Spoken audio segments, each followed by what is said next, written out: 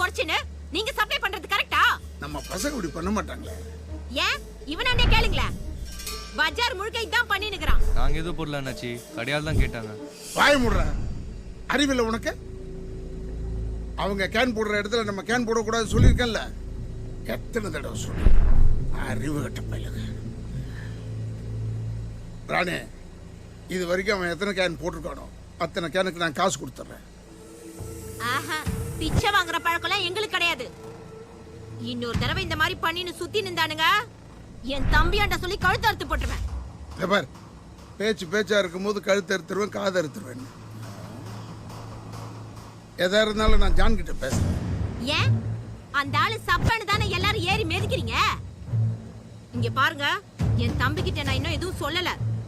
சொல்லியிருந்தேன் அறுத்து போட்டு போயினே இருப்பான்.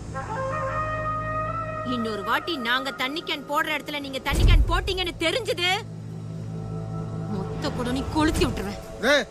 போமா, வாடா போ. மொத்த குடனி கொளுத்துதான்.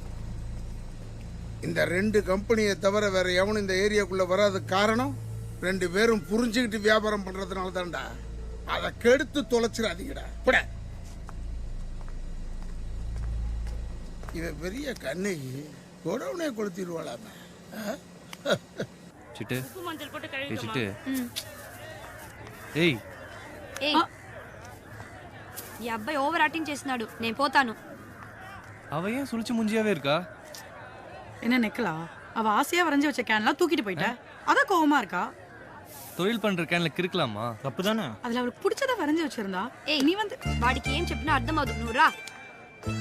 ஏய், தமிழ்ல சொல்லிட்டு போங்கடி. ஏய், உனக்கு புரியலையா? வாங்கின மீனுக்கு நம்மள காசு கொடுத்துட்டு போக சொல்லுதாயா? ஏய் ஆமா, நீ கொடுத்து கிழிச்ச. வாடா வா. ஏய், இழுக்காதடி, கையோட வந்துற போகுது.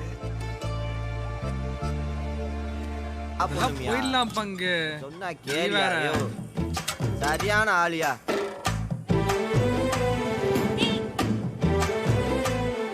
வேணாமியா, இன்னைக்காச்சும் லைனுக்கு போயிருப்பீங்களா? யோ சரியா, இன்னைக்காச்சும் லைனுக்கு போய் மண்டே உடச்சா விடுவியா? சரியா?